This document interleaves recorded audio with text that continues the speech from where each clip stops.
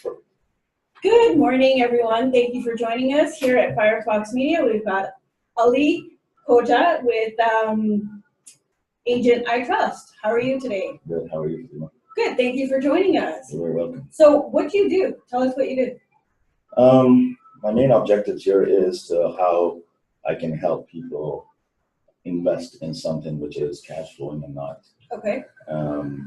putting more from their pocket. So basically, all the investments in real estate, what I do is look for a cash flow investment. And the cash flow investment is actually saves you a lot of headache, because if you're living every month from your pocket, it ends up raising the cost of that product. Mm-hmm. So we don't know where the market heading, but if we know that we are cash flowing from day one, in the bad times, that cash flow can help you get out of it. Mm-hmm. So my main expertise is in research of real estate, because real estate is dependent on economy. You know, how that particular areas or particular province or particular cities economy is, right? So I research that, why real estate has to go up or why real estate will not go up. What are the fundamental reasons for the real estate to go up in that context? And that is actually helping me out to build my business and to put those research in front of the investors who wants to see that research to make that calculated decision. Perfect. So, so do you work with specific areas, or is it geographically based? Currently, right now, I'm working in BC and Alberta. Okay. Alberta is my biggest focus right now, as you all know, that it went down because of the oil. And there are two big cities in Alberta is Calgary and Edmonton. The economic fundamentals are better in one city than other, depending upon the variations of different work products available there. It's not just oil that people think that it's just oil and that's driving the market. According to my research in Edmonton, basically it's not just oil. So oil fluctuates, up and down, but there are another industry where there is a jobs available, where there are people making money and stuff. So it makes more sense to live in, to go into that province where the product price is lower and the rental market is higher, right? So in BC, we don't get that. In BC, mostly what we say is BC is a tenant friendly, and in Alberta, it's landlord friendly. So that's why I try to focus on Alberta. So can you explain the difference between the two, tenant friendly and landlord friendly? So for one example, right now, that in BC we have BC province is a rent restricted province.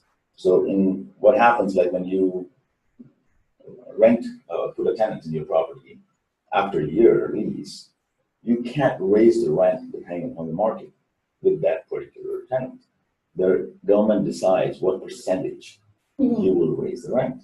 So if your market tanked up, like if it's just shoot up, and the rent market around that went about $500, you can't raise that $500 because you only go 1.2% or 2%, whatever it says.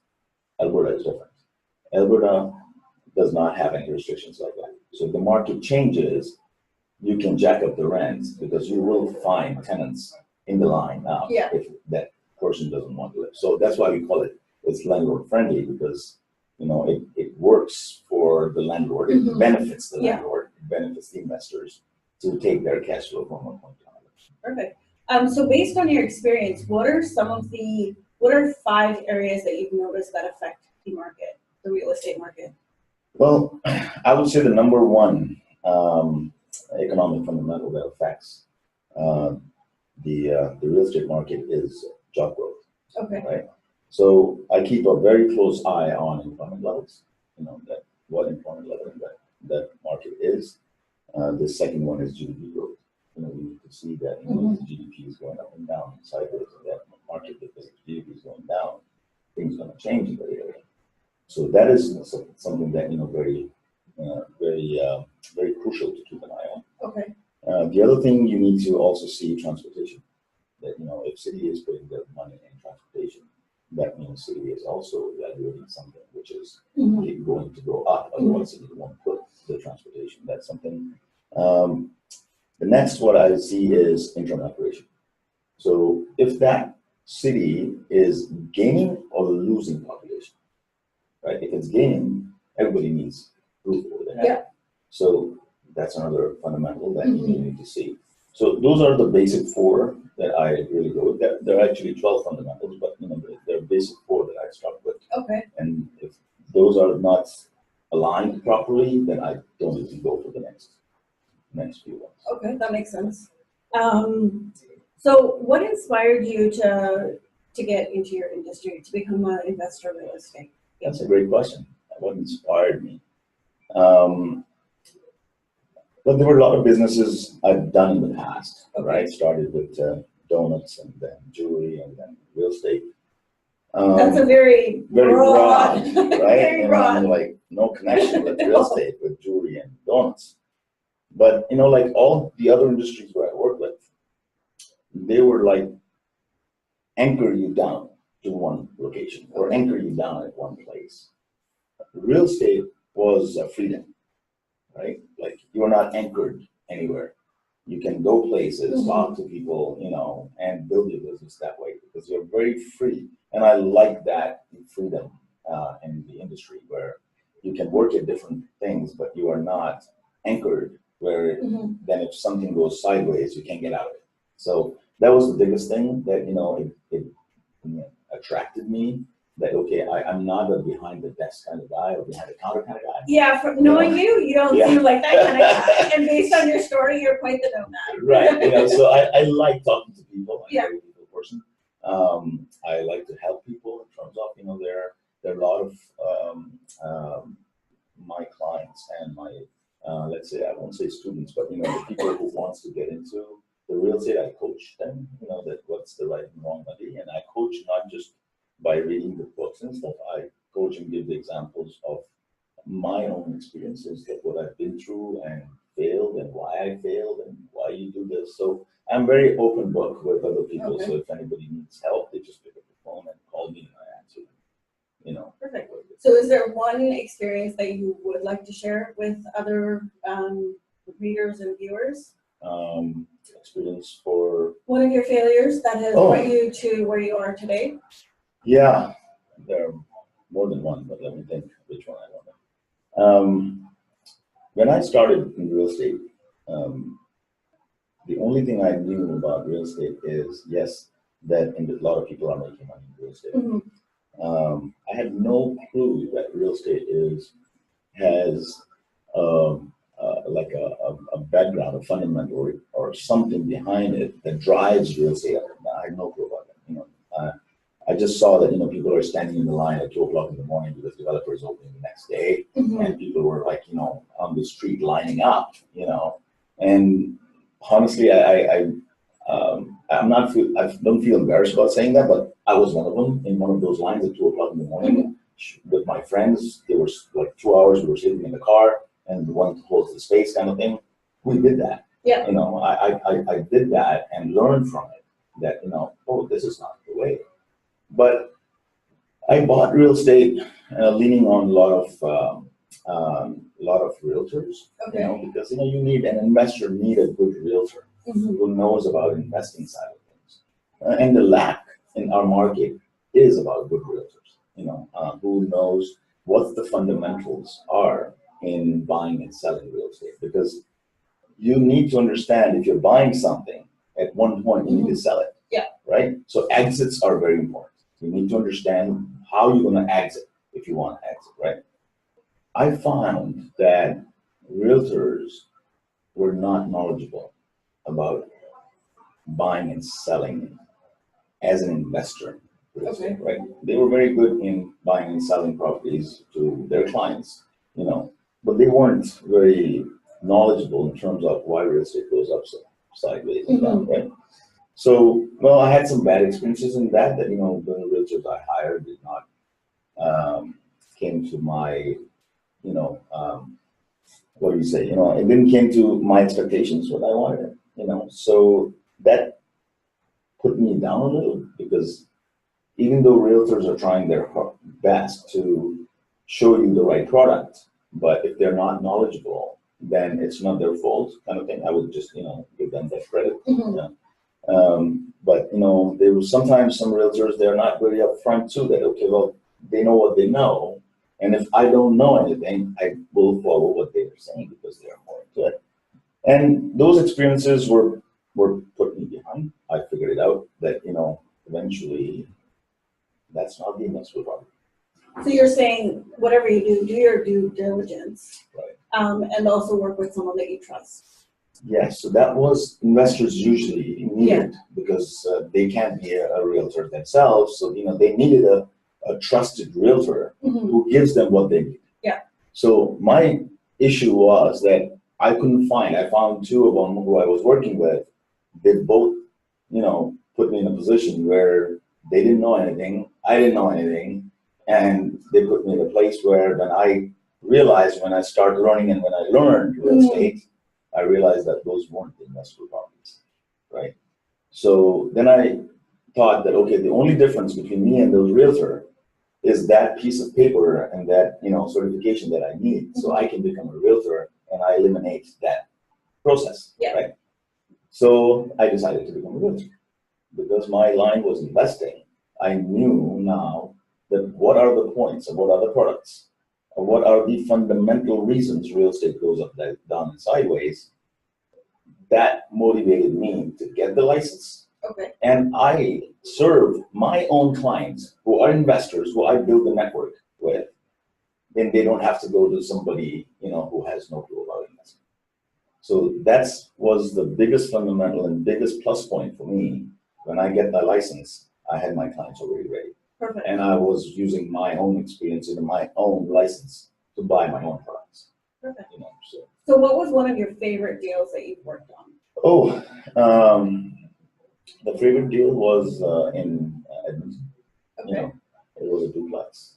I held it for 4 years, the duplex, and because I bought it through the fundamentals what I learned, right? Mm-hmm. And that favored me because I wanted to test it out whether the fundamentals what I learned did work, right? So in 4 years, I capped out about $150,000, pure profit after paying everything. And that's a nice profit. That's a very nice That's profit. a very nice very profit. Nice profit. Where in the market, which is not crazy as Vancouver. Yeah. Right. Edmonton is a very stable market where you want the growth or consistent growth. So that you will not fail kind of thing. Mm-hmm. Vancouver, on the other hand, is pretty. Pretty high in terms of there is no particular fundamentals growing this market, and it's like very inflated appreciation, in my opinion, right? I mean, again, for the viewers of yours, I just don't want to put that effect. In my opinion, I do. It seems like an inflated market to me, where there's no cash flow in BC. Yeah. So putting more money from the pocket every single month doesn't make sense to me because the product is already higher. And then you are adding more to that cost, right? So when you're going to end up, you're basically gambling on appreciation, which you can't control, right? Well, I hear the market is so crazy. Like you can literally buy something today, sell it tomorrow, and make already like 50,000 profit. But we are not sure that we will. That's true. So that's where I don't like about gambling on something which I have no insight in. I have no insight in tomorrow anywhere, but the fundamentals, what I do, which drives real estate, is like a crystal ball for me. It actually, when you say that, you are making calculated decision, that's a calculated decision what you make, which tells you if it's driving this way, this is how the real estate outcome will be. That research, I can do it myself. So now, given that, knowing that anything that goes up needs to come down, do you see our real estate market coming down anytime soon, or you just see it sort of still on the? You're talking about BC now? Yeah. I wouldn't say that it will tank as Alberta tanked. I would say that in the research and what I see is, again, in my opinion, it will get corrected, right? So there are policies changing, and as you know, that August 15th, that 15% came in. Yeah. Market softened a little bit at that time. Toronto gained everything at that time, because what we stopped, all the investors went there because there wasn't any.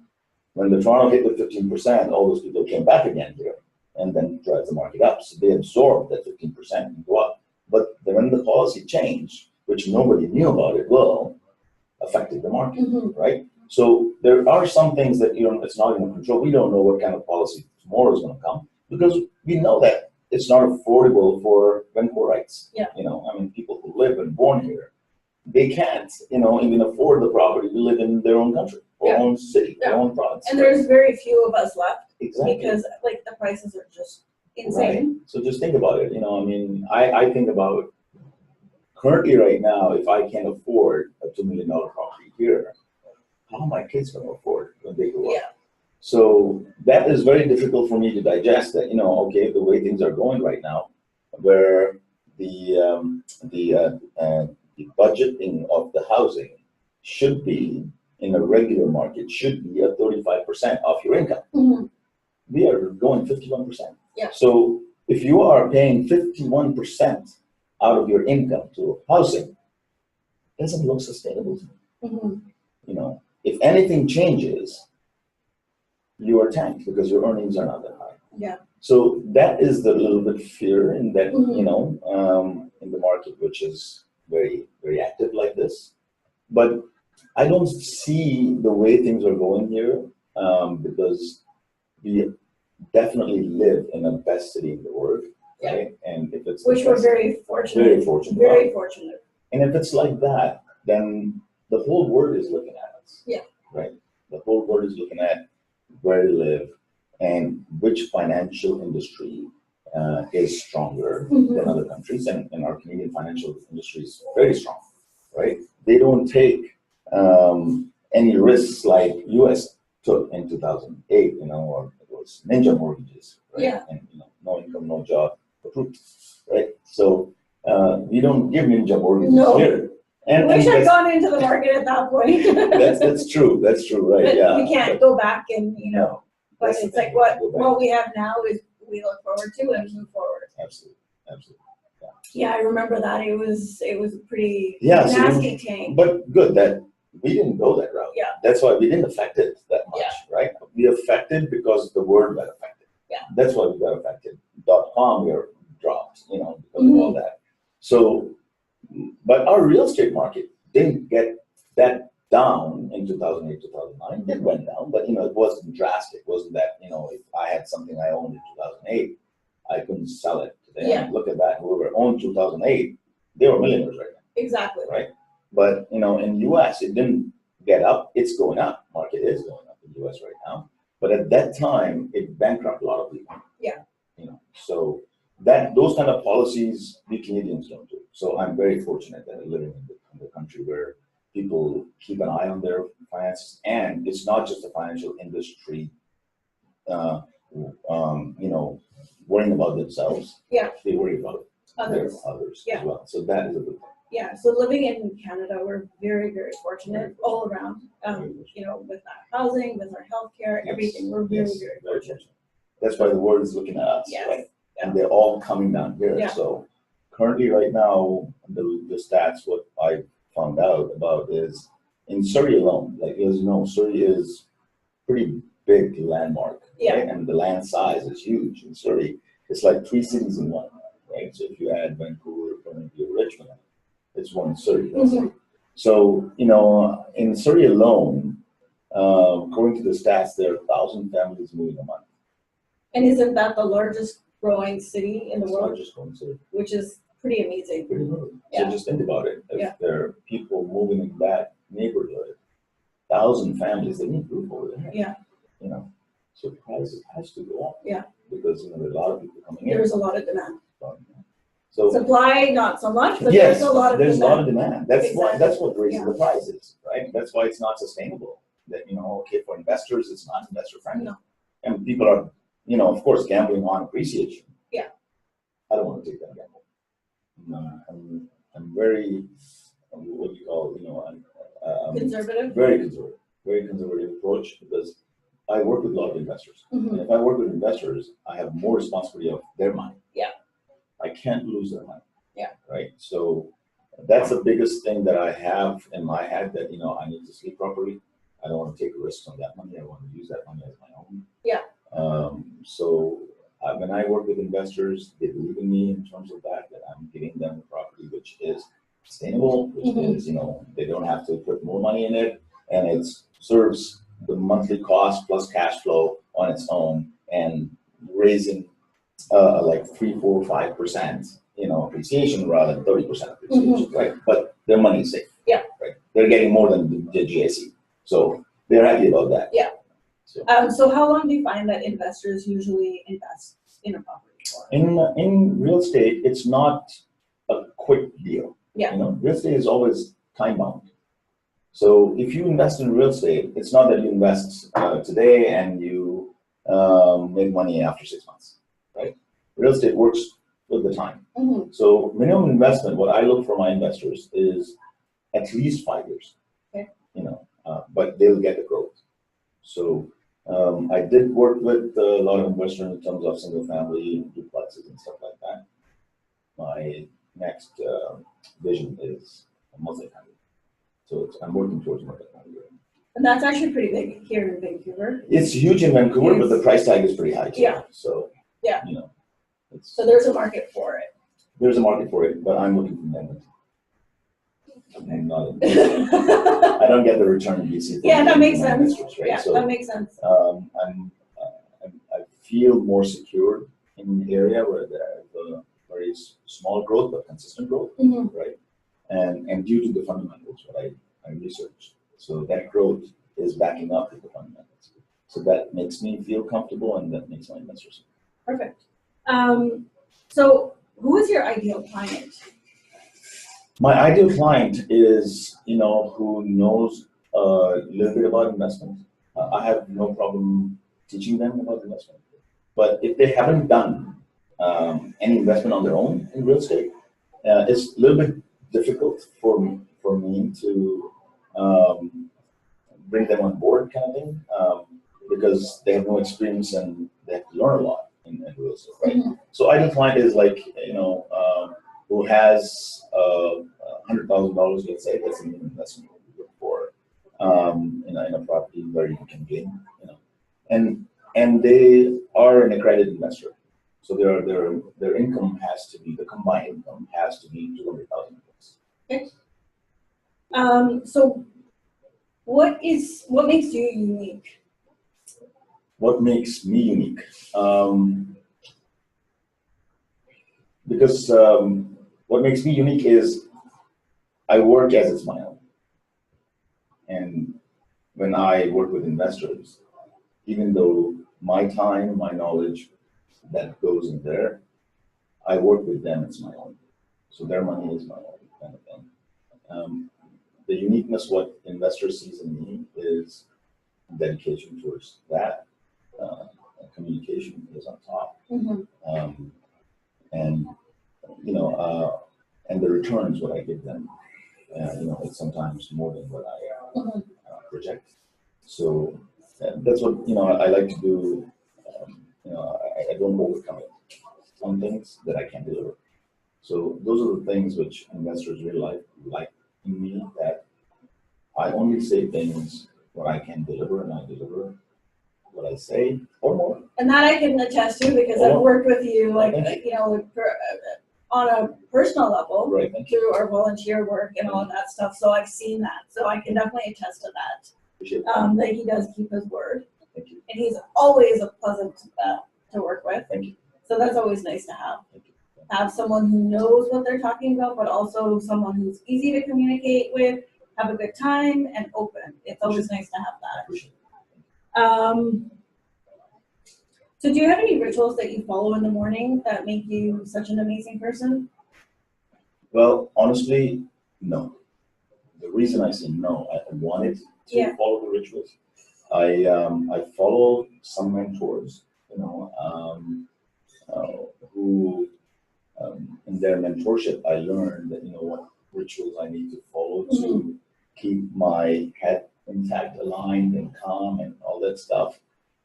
I haven't get to that point yet. The time commitment in the business required that much that I always put that thing behind, which should be not the case. It should be put that thing first so you can do.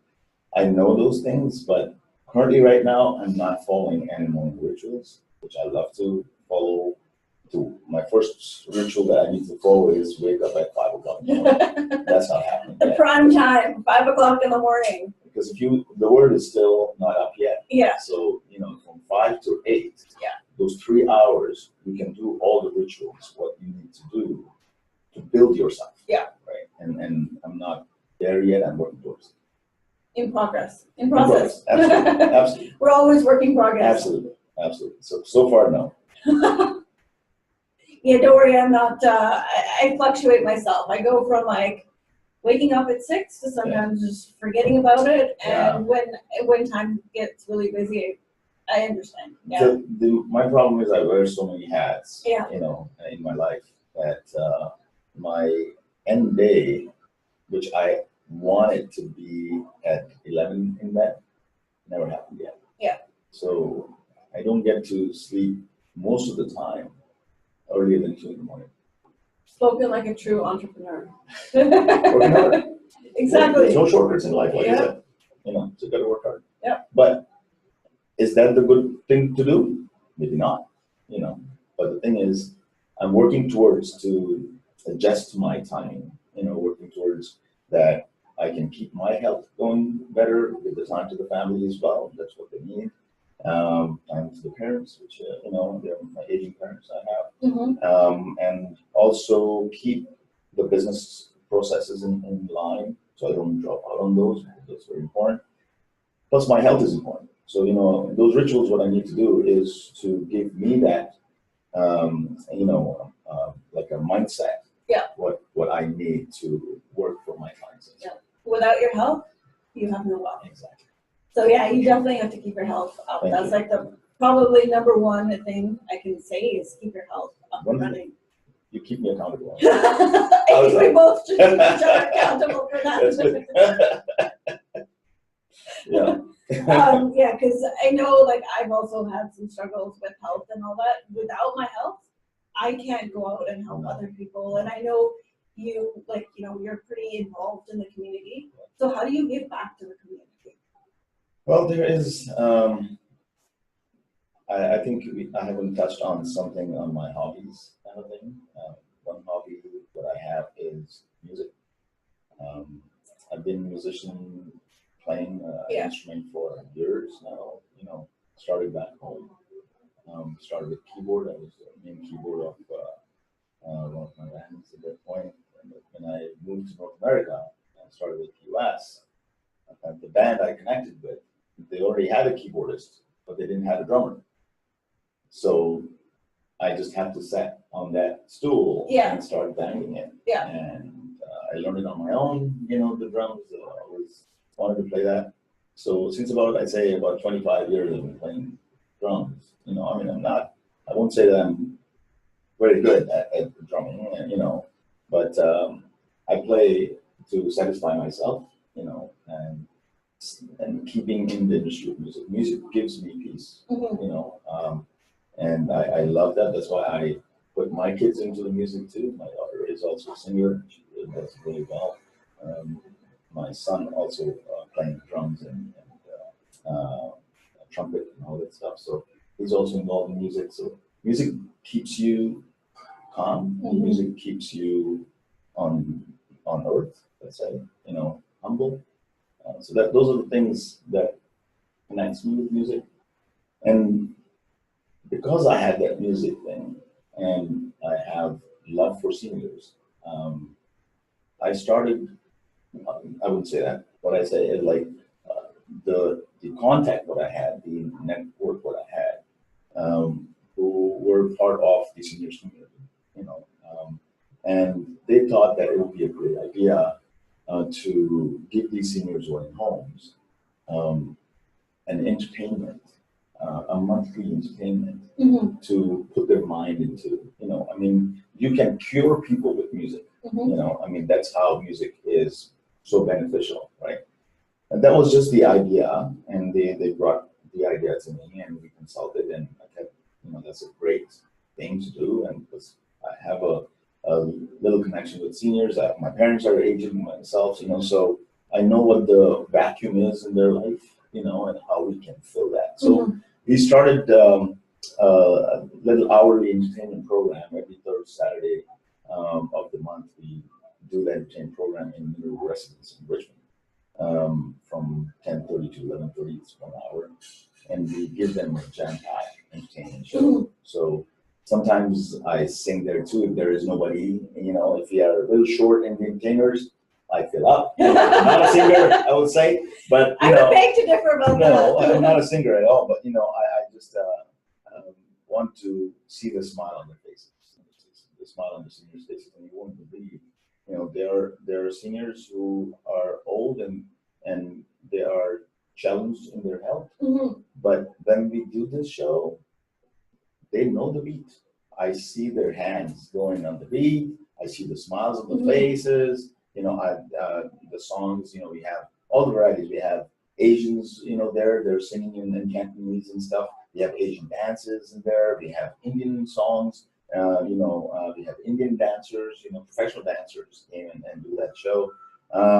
So we because we're a community. I mean, there is no one community living where we live. So our focus or our idea was because that senior home also has variety of ethnic groups in there, Mhm. right?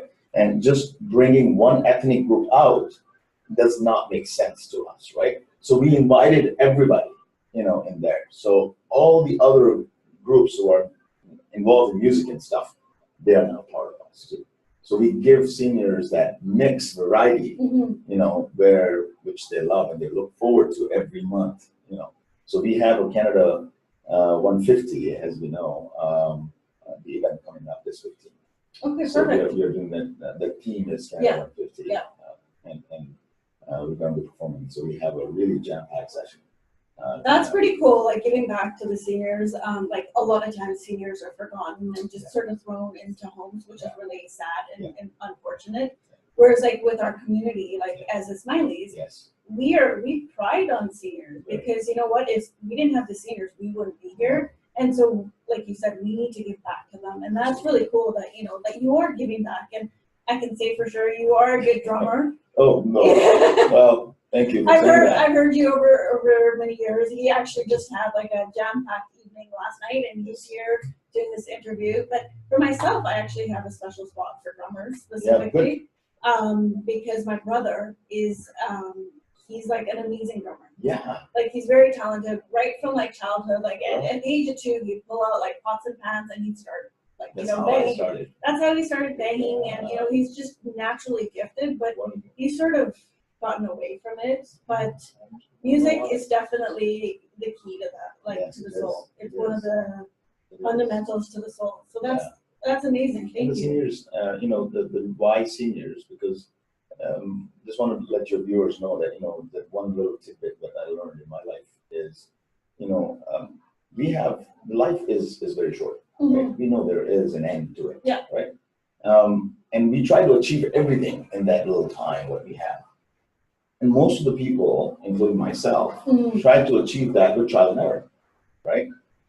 But if you just sit in front of a senior and ask 2 questions and ask their experiences, you wouldn't believe how much time you saved. Yeah.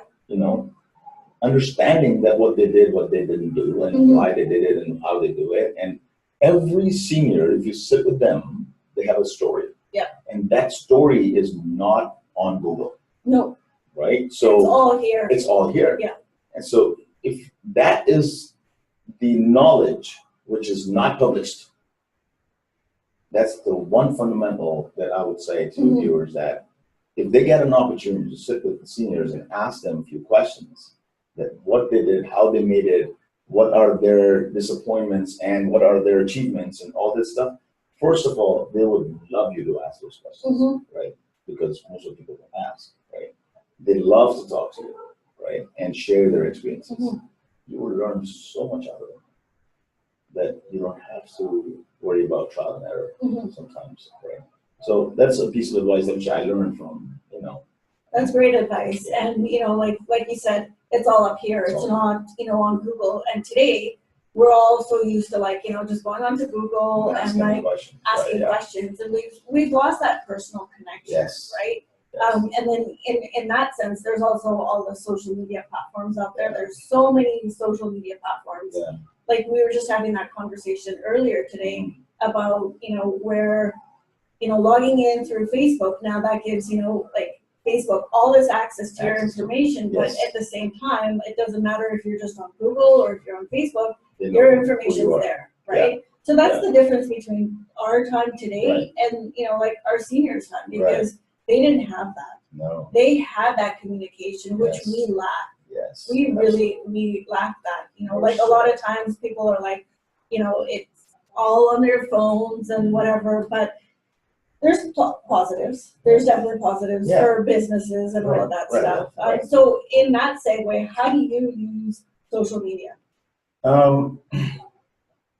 Like being a realtor, there are a lot of realtors market themselves. Mhm. Because I focus on one niche of investments. Mhm. And I'm not a big company where I have 20 people working under me. I'm a one-man guy at this point, looking towards the growth for sure. Mhm. But I utilize social media in terms of I have my Facebook page where I put all the news and stuff, what I research, in there, that this is what is coming out, just be careful about it. But most of the things, what I do in my learning is by face-to-face, Mhm. right? Because I don't want to put myself a lot more in social media where I can't handle Mhm. the rush comes to it. Great medium to be on social media if you can handle it. Yeah. But the thing is, if you decide that you don't know your processes, how you're going to handle that work that comes through social media, you will fail in your business. Yeah. Right. So the one thing what I am very particular about is that what I get from social media, I do only that much publicity which I can have. Right. So currently, right now, my hands are full. I got a lot of clients I work with. I usually work on projects and stuff like that, which makes sense. And have recently done 2 successful projects, in Richmond. So that was pretty confident in those areas. So the social medias are good, if you handle it. That's right. That's so true. Like a lot of times, like you'll find people like, they're coming into a business or whatever, and someone says, okay, you need to be on Facebook, you need to be on Instagram and Twitter and then Snapchat and all these other ones. But really, you need to be on 2 or 3 maximum. Yes. Because like you said, if you're not handling it properly, then you're not doing yourself justice. And I also wanted to touch on the viewers of yours that if you are a business guys, if your viewers are business people and they're good at what they do, don't try to take social media on their own. Yeah. Thing is, jack of all trades, good for nothing, right? That's what the philosophy is. Mhm. If I'm good with investments or I'm good with my research, I want to focus more time on my research, right? I don't want to go in marketing because that's not my forte. Mhm. I'm not good at that. I'll do a little bit, but I'm not good at that, right? If you really need a good return out of the social media, don't try to do it yourself, right? Just hire somebody like Fatima, who is actually pretty expert in social media and stuff, and build your business. So, make sure you guys look at her Thank you. and get her business going, and she's pretty good at what she does. So aside from her, social media expert, I would say that if it's not your genre, don't spend time. Exactly. And that's not just with social media, that's with anything, right? And a lot of times as entrepreneurs, we lack in that when we're just first starting out, because you said yourself, you wear many different hats, right? Yeah. So when we're, starting out, we just basically do this and do that and do this, but really we're not doing anything for our business, but we're hurting ourselves. Absolutely. Right? So the areas that you need help with, whether it's social media, whether it's accounting, whether it's real estate, hire out. That's the best way to Put do a it. budget for those Exactly. people, because it's important if you want to grow your business, you make sure you do have budget for it, Your business will not grow if you don't do marketing. Simple. There is no Exactly, ifs, yeah. buts about it. Word of mouth is good. That's fine. We are not living in the world of word of mouth. Word of mouth does really well, but social media is important. Yeah. Where the world we are living in. Exactly. So make sure if you're making money in your business, take a budget. Take a budget of marketing out, whatever you can afford. Well said. That way you release that pressure off of you, and someone will do a true justice to that dollars what you are putting aside. Otherwise, you will burn it and you'll not see any return. You'll get demotivated, and you're probably, going to lose what you can gain. Well said. That's very well said. So now, are there any projects that you are currently working on that you would want to share that are not confidential? Well, I would not put out the name of the project. Okay. Fair enough. But I'm certainly working on a project which is, like I said, I wanted to go in multifamily. So it is a multifamily project. Congratulations. Thank you. It's still in the process, so it's still we haven't put the offer, but our offer hasn't accepted yet. So it's about under $5 million project. That's about 20 to 30 units. In an apartment building. So those are the things that I shifted my mind right now, where the investors gain a lot in return. And it's a less headache for my investors. The thing is, we manage the properties, because we have our team there, who works on our property, and we evaluate. I fly Edmonton, to myself to doing inspections and stuff like that, because every investment or every product what I do, I'm personally involved. Because I don't, even though it's a long distance, I don't buy anything online kind of thing, or I don't, I need to physically go and see on that piece of land, right? So currently right now that project's going on. Again, it's going to be a partnership project, because a lot of investors feel that we are not our name is not on that project, right? So how can we eliminate that objection? So the best way to eliminate that objection was that make them part of the corporation, right? So when we buy a product or buy a multifamily project, we create a new corporation, and we do a joint venture in terms of GP, which is general partners, and LP, which is limited partners. So we GPs are the sole responsible of that project. LPs are the investors, but that company is on the title. So they are a shareholder on the title, so they feel that the ownership of that as well. So that model works really well.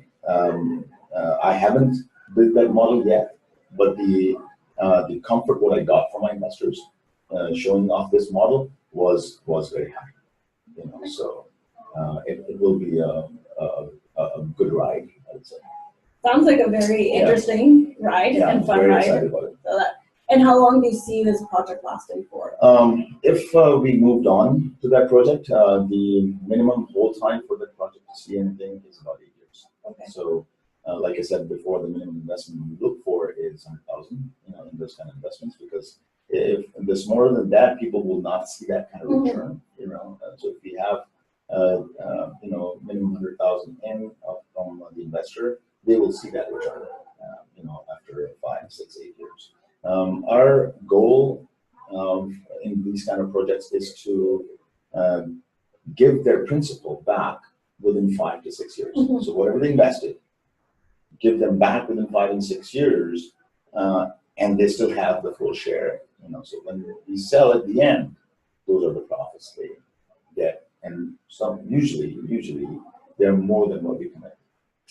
So we look for investments where we can commit between 10 to 15% return, right? I know it's not a very aggressive return, but it's a steady return. It's a steady return. Yeah. I have builders, or I have developers who I know in US basically that they give you about 20-24% return. But again, it's a great return. So higher the return, higher the risk. Yeah. Right. So like I said before, I'm not a very high risk taker. I don't gamble in a lot of things. Right. I like the steady return. I like the steady growth, as long as I know that I'm going this way rather than have a risk of going down. Right. So our investing styles are very different. Right. I'm more of the aggressive growth. But hey, each person to their own, whatever the person can sleep at night. That's the thing is, you are right when you say that, you're aggressive, and every investor's capability is different. Yeah. And every investor invests money depending upon their age factors. Yeah. There are some investors, they have a lot of time to take trial and error, right? So they get more riskier because they have a life left, right? I'm old, so, I don't have much. Age is but a number. Well, age is but a number, that's true. But, like most investors who I work with, they're all in that age group. They're very knowledgeable in what they do. So they're same way too, that they're not ready to risk a lot. In their portfolio, they have some risky ones too, because you have to balance it out. Yeah. So I mostly get experience in a steady growth, but cash flow. That makes sense. So now, if you could go back to your 20-year-old self, what would you give the advice to your 20-year-old self? Oh, wow. If I can go back in time? Yeah. What would you tell your 20-year-old self? What to do, what not to do? Read a lot of books, which I had no clue about when I was 20. Mm-hmm. Never involved in something that you don't know. Never involved in something that you are depending on somebody and you have no idea about it. If you want to involve in a business or something, make sure you do your research and you learned it before you dive in it, right? Otherwise, that trial and error is very expensive. Right? Why I'm saying that? I did that, right? So if I go back in time, I wouldn't do that. Read a lot of books, find the mentors. Very important to have a mentor in your life, because I'm sure your mentor or whoever you hire, they're older than you. They've been there. Yeah. They give their experiences and how to do it because they are successful, right? And I definitely say that it saves your time a ton if you have a mentor. Initially, you think that the mentors are expensive. They are. Why? Because they're good. Yeah. Right. So get a mentor. Read a lot of books who you believe in. Not every book out there is going to make you the money or that happiness what you're looking for inside. But you will find one author who really speaks from the heart. I'm a big fan of Tony Robbins. Again, everybody calls him a motivational speaker. Yeah. I believe he's not a motivational speaker. He's probably an inspirational speaker. I would say. The reason for that, I follow him because the context what he has. Yeah. And he has a true heart to pour that content in a book. And so he's written a lot of good marketing books. He's written a lot of good, money books and a lot of how to not lose your money and how to diversify your portfolio and stuff like that. So there's one last book which I read of him was Money Market The Game. Amazing book. If nobody read it, then please buy that book. It will save a lot of your time. Understanding fundamental. Yes, because he's a US guy, it's not a Canadian format, but there is an equivalent of a Canadian thing. What he is talking about is in the US. So, the learning what you get out of the book is definitely puts you into a different mindset. Do you also listen to audiobooks? Yeah, I listen to podcasts a lot. Okay. The podcast. The reason I listen to podcasts because they are current. They are just happened. So I follow a couple of people in my real estate. Who I like to follow. And they're very honest and trustworthy and stuff like that. And in my car, usually that's what I tune into if I'm alone driving. My family, of course, I need to make it a financial. So music is the Yeah. other thing that goes in the car. But if I'm alone by myself traveling, then I usually listen to podcasts. Yeah, thank God for podcasts. Absolutely. And our YouTube, we come back to social media because Yes. it's made it easier for us to actually, a lot of times we weren't reading as much as we should No. have when we were Yeah, younger, you're but right. this makes it easier for us to still, acquire the knowledge. Absolutely. And yes, you're right. Reading is like Very huge. Very Like I remember when I was, allocate a time. when I was younger, I never used to like reading. Mm. And it was all like novels and all of that Yeah, stuff. And then, when I got to, post-secondary and all that stuff, I didn't like reading because it was like taxing. Right. Now it's like, I'd rather read a book Yeah. than, sit down and watch some TV. Absolutely. So that's some great advice. Reading a book is change your mindset. Yeah. And it brings you to reality from fiction. Mhm. If you want to also read a self-help book, there are good self-help books out there that's been written by a lot of good authors. Mhm. Research, buy, read. If you don't like one author, change to Yeah. another one. You will find, go in a network, do networking. You'll find out from other people that what good authors are, what they are reading, depending upon their interest, your clients, your viewers' interest, that whatever they're interested in, network. Mhm. Network more, and you'll get that knowledge without, asking Google. And again, we come back to networking, which is, key, which is something that we've lost. Right. And so it's nice to see that we're sort of bringing yesterday's world and today's world and merging the two. You can't replace physical touch. You No. can't replace No. one-on-one. You can't replace talking to people with social media. Exactly. Social media is the second in stage, which is required after you meet the place and Exactly, stuff, yeah. and go forward to it. Yeah. In this day and age, I would say it's hard to be successful without social media too. The reason is, this is where the word's going.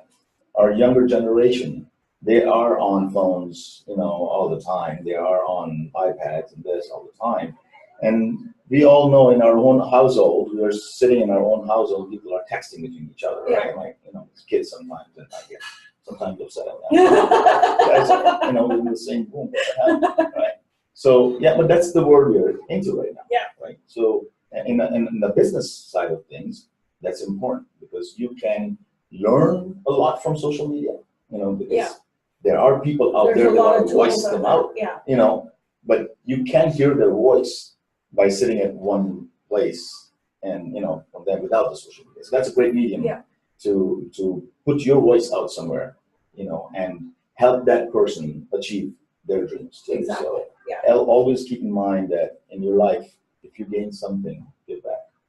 Well said. Very well said. And a lot of times, a lot of people haven't realized that. And we're also coming to an age where, a lot of companies have become very socially aware, right? Where they're actually giving back. Yes. So it's taking away from like me first, me, but it's now, what can I do for you? Yeah. And on that note, is there anything else that you would like to say to the viewers? I would say good luck with whatever endeavors they're in. And if anybody has any interest of real estate or something like that, I'm open, and I'm sure that you can share with your viewers, my contact information. And if they Well, why don't you share your website and your platform so they can find you? Yeah, well, and, website is definitely a presence to be there. I'm more personal. I usually let people know that email me. I have my email, ali@agentitrust.com. It's ali@agentitrust.com. Okay. And my phone number is 604-306-8248. So 604-306-8248. Call me any questions they have about real estate. If I miss your call, I promise I'll reply you back. Perfect. Well, thank you very much, Ali, for coming out and having this interview with us. Thank you. And hope you enjoy the rest of your day. I'm hoping for that. Yes, Now you can go out and enjoy the sun. Thank you so very much. Thank Appreciate you. it. Appreciate it.